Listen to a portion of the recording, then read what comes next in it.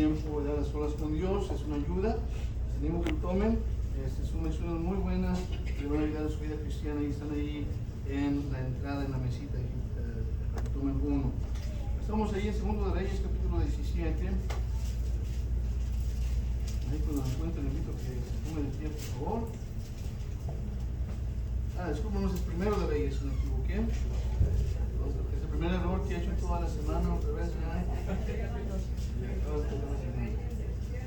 1 de Reyes 17, por favor. 1 de Reyes 17.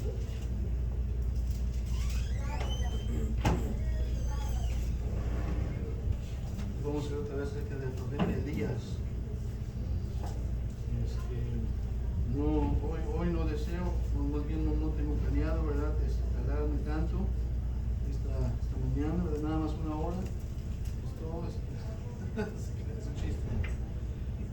Pero no, yo sé que espero que sea de bendición. Es algo que Dios puso en mi corazón. Primero de Reyes 17, versículo 1 dice la palabra de Dios. ¿Estamos ahí, hermanos? Versículo 1, entonces Elías tisbita, que era de los moradores de Galaad, dijo a Acab: vive Jehová Dios de Israel, en cuya presencia estoy, que no habrá lluvia ni rocío en estos años, sino por mi palabra.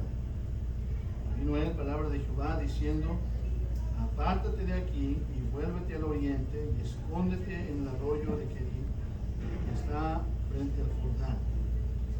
Beberás del arroyo. Yo he mandado a los cuervos que te den allí de comer. Y él fue e hizo conforme a la palabra de Jehová, pues se fue y vivió junto al arroyo de Kerit, que está frente al Jordán. Y los cuervos le traían pan y carne por la mañana, pan y carne por la tarde, y bebía del arroyo. Pasados algunos días se secó el arroyo, porque no había llovido sobre la tierra. Vamos a orar. Padre Santo, una vez más, te rogamos, Señor, que uses tu palabra para hablar a sus corazones, Señor. Yo sé que es algo, Señor, que pusiste en mi corazón. Te ruego, Señor, que me uses también a mí para hacer de bendición a tu iglesia y tu pueblo esta mañana, Señor. Y, Señor, si hay alguien aquí esta mañana que tal vez no está segura que algún día va a ir al cielo, Señor, ese día es el día de salvación para esa persona. Obra nosotros, te rogamos, haz tu voluntad en este tiempo, lo que pedimos en Cristo Jesús. Amén. Amén. Pueden tomar asiento, gracias por estar de pie. Pastor, fue Primera de Reyes, capítulo 1, 17. Capítulo 17, versículo 1. Capítulo 17. No está bien. Yo pensaba que era capítulo 1, versículo 17. No, eso es perdón. Bueno, no, está bien, por eso pregunté. Muy bien. Siga, adelante. Gracias. Adelante. Conocemos esta historia, ¿verdad? Si hemos tenido algún tiempo en el Evangelio, creo que es una historia muy conocida, ¿verdad? De donde está Elías hablando con el rey Acab, y Dios después lo manda, ¿verdad? A sobrevivir en el río, y donde los cuervos le traían de comer, ¿verdad? De pan y carne por la mañana y pan y carne por la tarde. Y entendemos varias lecciones, ¿verdad? De esto. Sabemos que Elías primero tenía que esconderse antes de comenzar su ministerio público, ¿verdad? Hemos visto los 18 en la escuela dominical. Pero antes de eso, también vemos, ¿verdad?, cómo él tuvo que obedecer al Señor para que el Señor cumpliera su promesa. Le dijo: ve al arroyo y ahí te voy a dar de comer, y ahí fue, y Dios cumplió su promesa. Vemos cómo también Elías, ¿verdad?, no estuvo, no tenía un banquete todos los días. Le daba a comer por la mañana y luego después por la tarde. Estaba sobreviviendo, pero Dios estaba cumpliendo con su promesa de proveer sus necesidades. ¿Amén? Y tal vez también lo vemos que Dios lo hizo de una manera inesperada para Elías, una manera inusual, ¿verdad? Los cuervos le traían de comer, y sabemos que los cuervos no son unos animales muy apreciados, no muy bonitos, ¿verdad? Sabemos lo que hacen los cuervos. Lo que ellos comen es de los animales que ya se han muerto, ¿verdad? Y ahí es como recoge su alimento, y de ahí fue donde le llevaban a Elías, de los animales muertos. Y Elías estaba comiendo de eso, pero sobrevivió. Vemos otra lección también muy hermosa, ¿verdad? De que Dios usó a los cuervos, amén. Como Dios usó a los cuervos. Ya sabemos otra vez, son unos animales muy sucios, tal vez, ¿verdad? Se les mira con mucha negatividad en las ilustraciones, ¿verdad? Son símbolos de la oscuridad, tal vez a veces, pero fueron animales que estuvieron dispuestos a obedecer a Dios, y Dios los usó. Y así mismo, ¿verdad? Podemos ver que tal vez no somos muchos, no somos nadie, no sabemos mucho tal vez, pero Dios nos puede usar a cada uno de nosotros. Si Dios usó a los cuervos, Dios me puede usar a mí, y Dios le puede usar a usted. Y qué tremenda lección. Pero ahora vamos, hermanos, quiero enfocarnos esta mañana en el versículo 7. Ahí del capítulo 17. Dice: y pasados algunos días se secó el arroyo, porque no había llovido sobre la tierra. Me imagino, hermanos, ahí en ese momento, cuando despertó Elías, yo creo que ya tenía tiempo, ¿verdad?, en el arroyo despertando, y iba al arroyo, pero al principio, ¿verdad?, se metía y se mojaba, ¿verdad?, ahí en el arroyo, tal vez se ve peces, no sé, pero poco a poco el arroyo se fue secando. Llegó el día en que él despertó y ya no había agua en el arroyo. Elías, dice para Dios, que Elías era un hombre común, corriente, igual que nosotros, dice Santiago. Y si es eso cierto, yo me imagino que Elías llegó un momento donde dijo: ¿qué voy a hacer? ¿Qué voy a hacer? ¿Ahora de dónde voy a tomar? ¿Ahora de dónde voy a tomar agua? Si ya no hay agua, quiere decir que ya no hay animales, ¿verdad? Porque también los animales, si ya no hay esto, ya no hay para el trigo, ya no hay plantas, ¿qué voy a hacer? ¿De dónde voy a conseguir mi sustento? ¿Qué voy a hacer? Estaba pasando, hermanos, por decirlo así, un momento de crisis.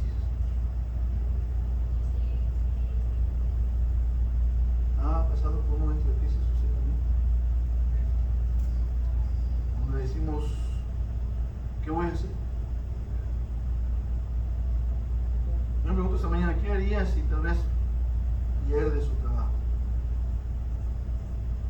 ¿Qué haría si pierde su salud? No lo quiero decir ligeramente, ¿verdad? Pero es muy posible. Y tal vez algunos de nosotros que estamos aquí vamos a recibir malas noticias, de alguna forma u otra. ¿Cómo vamos a manejar esto?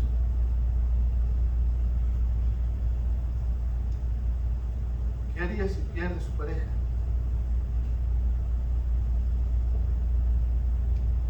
¿Qué haría si le falla la forma de sus ingresos? ¿Qué haría si sus mejores amigos lo abandonan? En otras palabras, ¿qué haría cuando su arroyo se seque?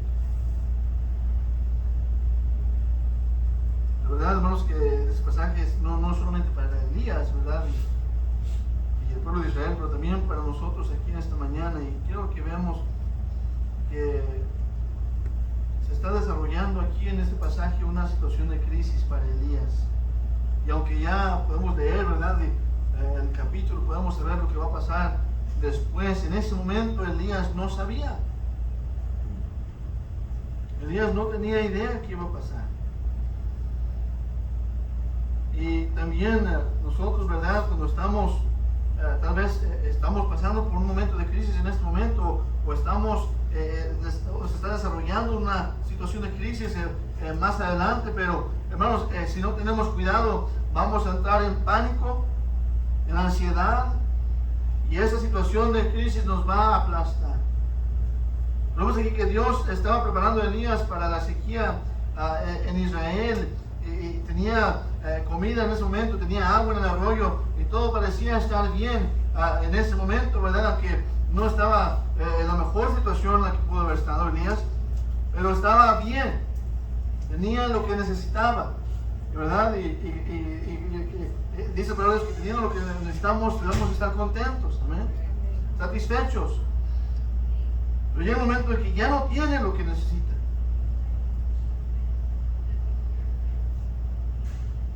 Y tal vez se estaba mordiendo las uñas. ¿Qué voy a hacer? ¿Qué voy a hacer? ¿Qué voy a hacer?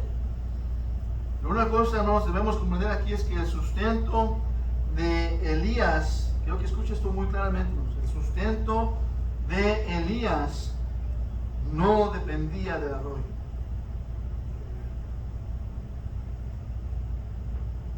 El sustento de Elías no dependía de los cuervos. Amén. El sustento de Elías dependía de Dios directamente. Y es fácil pensar, hermanos, que nuestro sustento, lo que necesitamos, consiste en alcanzar una meta financiera en la vida. Para otros el sustento consiste de tal vez de seguro social o de un cheque del trabajo, ¿verdad? O para otros su vida depende de alcanzar una cuota de ventas o lo que sea. Pero es fácil pensar que nuestro sustento depende de lo que hacemos o de otras personas o hasta del gobierno mismo. Pero no, hermanos, nuestro sustento no depende de eso, nuestro sustento depende de Dios. En 1929 fue cuando se produjo el primer desplome de la bolsa aquí en Estados Unidos. Y muchos en ese día, hermanos, se quitaron la vida, se suicidaron. Esa era fue muy triste, fue muy oscura en este país. ¿Por qué? Porque estas personas, el sustento de ellos, en lo que ellos habían invertido, en lo que ellos habían puesto su confianza, se desplomó de un día para el otro y perdieron la esperanza y dejaron que la ansiedad y el pánico les ganara. Y por eso hicieron lo que hicieron. Pero quiero que escuchen esto, hermanos. Nuestro sustento no depende de nuestro poder ni de nuestra habilidad, no depende de nosotros. Nuestro sustento depende del propósito de Dios para nosotros en nuestras vidas. Porque otra cosa en la que basemos nuestra dependencia va a causar, cuando lleguen los momentos de las crisis, que nos llenemos de ansiedad, que nos llenemos de angustia, que dejemos que el pánico nos gane. Vamos a ver 5 cosas en este pasaje rápidamente y terminamos, pero quiero que veamos, hermanos, que si adoptamos estas verdades, vamos a hacer que los momentos de crisis nunca nos venzan, nunca nos ganen, nunca tengan la victoria sobre nosotros. No quiere decir que los momentos de crisis no van a venir. Hablamos de eso la semana pasada. Los momentos de crisis van a venir. Vivimos en un mundo, ¿verdad?, lleno de problemas, lleno de maldad, y los momentos de crisis van a venir porque nadie de nosotros somos perfectos. Pero cuando vengan, no nos van a poder vencer. Número uno, primeramente, quiero que veamos aquí que cuando pasó el momento de crisis para Elías, la vida de Elías no terminó. Aunque el momento de crisis llegó, la vida de Elías no terminó. Y cuando nosotros pasemos por un momento de crisis, no quiere decir necesariamente que nuestra vida va a terminar.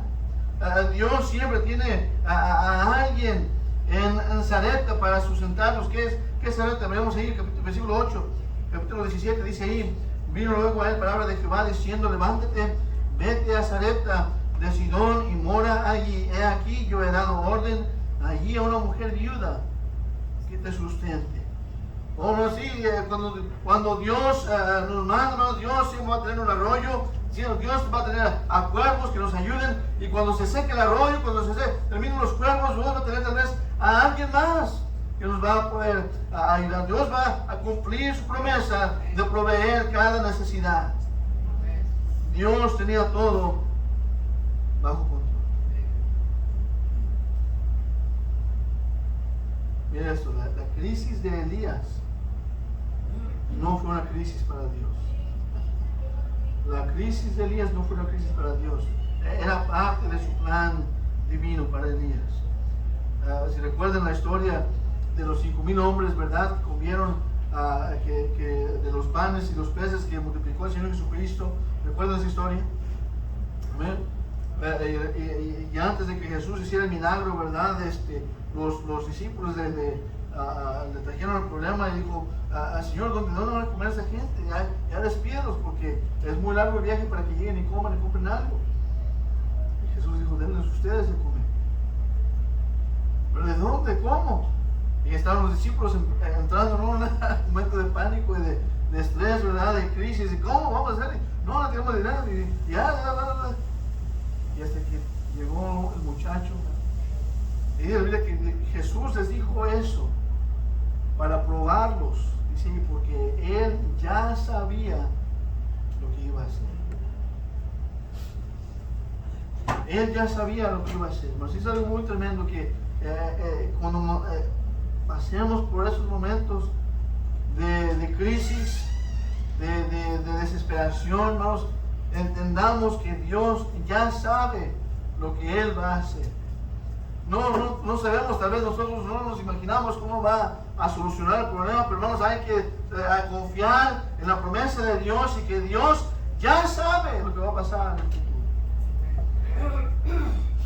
Ese canto tan bonito que dice, nada sé sobre el futuro, desconozco lo que habrá, mas un dulce amigo tengo que mi mano sostendrá. Él conoce el futuro. Dios siempre tendrá a alguien, a este muchacho con su almuerzo ahí de panes y peces que lo entregó al Señor, el Señor lo multiplicó, y de alguna forma, hermanos, Dios va a suplir la necesidad de alguna forma u otra. Tal vez muchos de nosotros vamos a enfrentar a que nuestro arroyo se seque, tal vez el arroyo de las finanzas, tal vez el arroyo de la pérdida de un ser querido, tal vez el arroyo de la salud. Pero todo esto, hermanos, Dios tiene un plan para sostenernos. Tal vez vamos a enfrentar una cirugía en el futuro, no sabemos, pero hay que confiar en Dios. ¿Cuántas familias, hermanos, conocemos que se enfrentaron a una crisis, pero en vez de vencer dejaron que la crisis los derrotara? Primeramente, la crisis no significa el final. Número 2, Dios estaba enseñándole algo a Elías. Dios le quería enseñar algo a Elías. Dios no estaba enojado con Elías. Elías no estaba sufriendo el juicio de Dios o la disciplina de Dios. Dios no lo estaba castigando. Dios estaba enseñándole algo a Elías. Y también, hermanos, debemos de ver que en cada momento de crisis buscar a Dios y decir, Señor, ¿qué quieres que yo aprenda a través de eso? Muéstrame, Señor, ilumíname, dame sabiduría para entender lo que tú quieres enseñarme a través de esta crisis. Elías todavía tenía otras 3 grandes experiencias que enfrentar para Dios, y Dios lo estaba preparando para el futuro. Y es algo que debemos entender, hermanos, que muchas veces es difícil para cristianos. A veces pasamos por dificultades, por situaciones dolorosas, y Dios lo permite, hermanos, para que cuando Él nos ayude, cuando Él nos consuele, cuando Él nos dé esa consolación, cuando nos dé esa paz, cuando empezamos a salir de esa crisis, Dios va a poner gente en nuestro camino que está pasando por lo mismo, y Dios nos quiere usar para animar a esas personas, para exhortar a esas personas, para decirles, sí se puede, confía en Dios. Sigue adelante. No te desanimes. Confía en Dios. Ora, Señor. Ahora estoy pensando, ¿verdad?, en este muchacho Isaac y su esposa, que también están pasando por esa dificultad. Hemos hablado de ellos en los miércoles. Estamos orando por ellos. Una situación que están pasando muy difícil con su familia también. Y pienso en ellos, ¿verdad? Y digo a mi esposa, tal vez Dios permitió lo que pasó para poder ayudarles a ellos. Dijo Pablo también, creo que fue en 1 Corintios, dice aquí, donde dice, para que nos podamos consolar a otros de la forma que Dios nos consoló a nosotros.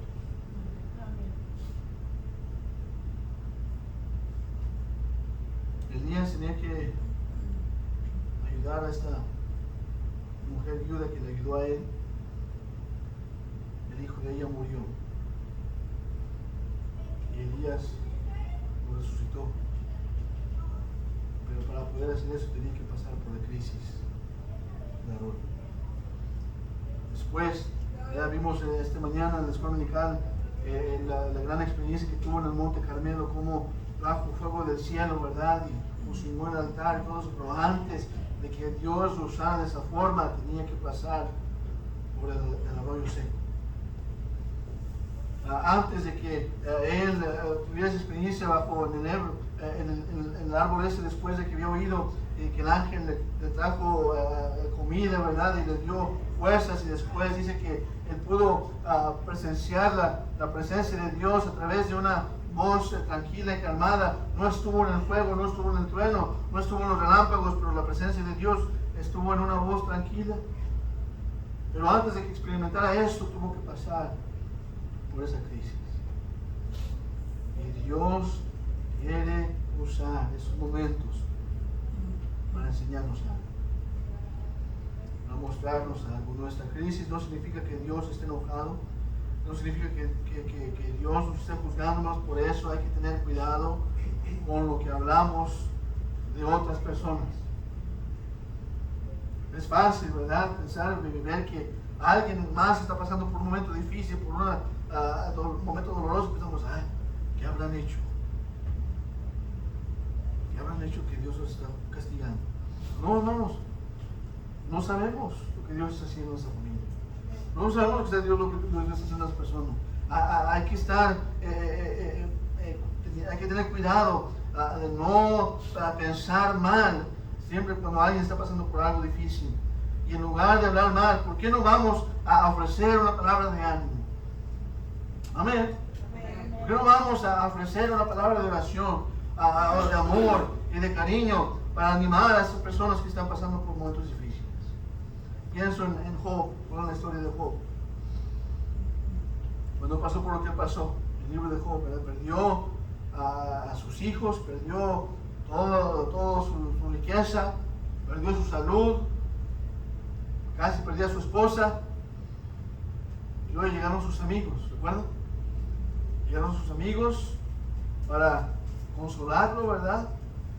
Pero en vez de consolarlo, a los amigos de Job, ¿de qué dijeron? Dijeron, Job, confiesa lo que hiciste.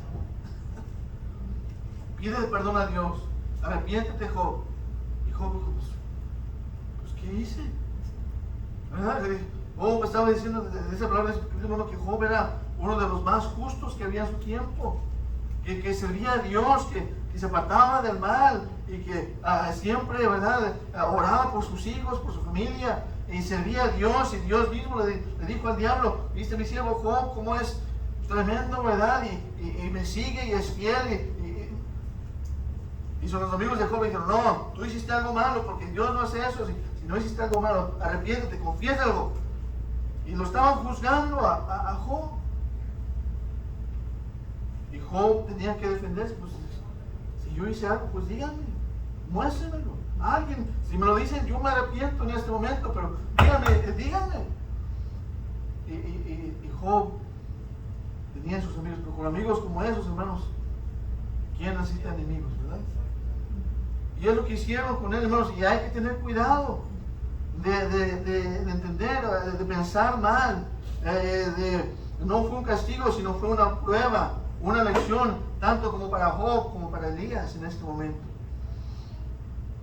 Debemos buscar en las pruebas la lección que Dios quiere enseñarnos a nosotros. Y número 3, quiero que veamos, hermanos, lo que Elías hizo en esa situación de crisis. ¿Qué hizo Elías? Elías esperó en Dios. Elías simplemente esperó en Dios. Versículo 8. Vino luego a él palabra de Jehová diciendo. Él estaba esperando en la palabra de Dios. ¿Qué podemos hacer, hermanos, cuando enfrentamos momentos de crisis? Esperar en la palabra de Dios. Cantamos ese himno, todas las promesas del Señor son apoyo poderoso de mi ser. ¿Amén? Las promesas de Dios. Esperar en las promesas de Dios, grandes, fieles. Las promesas que el Señor Jesús ha dado. Hay que esperar en Dios, es que esperar en la promesa de Dios. Imagínense, hermanos, lo tonto, ¿verdad? Que hubiera sido, lo insensato que hubiera sido para Elías tratar de encontrar sustento en cualquier otro lugar. Mira, versículo 9 dijo: levántate, vete a Sarepta de Sidón y mora ahí. Aquí yo he dado orden allí a una mujer viuda que te sustente. Versículo 10. Entonces él se levantó y se fue ¿a dónde? A Sarepta. Dios le dijo: aquí está la promesa, pero si tú obedeces mi palabra, si tú haces lo que yo te digo, aquí está la promesa y aquí vas a recibir tu sustento. Imagínense nada más lo insensato que hubiera sido para Elías irse a cualquier otro lado que no fuera Sarepta. Y Dios nos está diciendo lo mismo. Si tú obedeces mi palabra, tú eres fiel a lo que ya sabemos que debemos hacer, si somos fieles a lo que ya sabemos que debemos hacer, podemos confiar en las promesas. Dice Filipenses 4:19: mi Dios pues suplirá todo lo que os falte conforme a sus riquezas en gloria por Cristo Jesús. Esa promesa, hermanos, es para aquellos que obedecen los versículos anteriores. Romanos 8:28 lo sabemos muy bien. Sabemos que todas las cosas nos ayudan a bien. ¿Qué dice? Para los que aman a Dios, que conforme a su propósito son llamados. Si amamos a Dios, si seguimos su voluntad, si buscamos su propósito en nuestras vidas, sabemos entonces que todo lo que suceda va a ayudar a nuestro bien. Piensen en lo insensato que hubiera sido para Elías buscar agua en otro lugar, buscar comida en otro lugar. Su único recurso era esperar en Dios y obedecer su palabra. No podía ser más. No, la verdad es que cuando pasan momentos de crisis, cuando pasan momentos de dificultad, lo único que podemos hacer en realidad es doblar la rodilla en ese momento, buscar el rostro de Dios, buscar la sabiduría de Dios. Señor, ilumíname, Señor, dame tu sabiduría, guíame en ese momento. ¿Por qué? Porque no sé qué hacer. Pero tú sí sabes. Es allí donde comienza a terminar la crisis. Vamos a decir: estoy atrasado en el pago de mi casa, el pago del carro, el pago de la renta, el pago de... Confío en Dios. Dios va a sostener. Pues mis hijos necesitan esto, mi hijo necesita lo otro. Confío en Dios. Busque el rostro de Dios. Busque a Dios, acérquese a Dios. Acabo de recibir malas noticias de salud. Busque a Dios. Busque las fuerzas de Dios. Busque el poder de Dios. Como decía el Chapulín Colorado, ¿verdad? Que no cunda el pánico.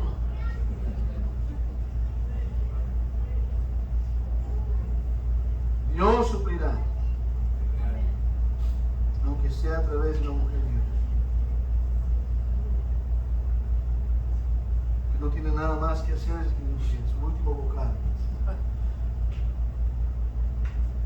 Mañana vendrán las lluvias. Y Dios traerá la respuesta.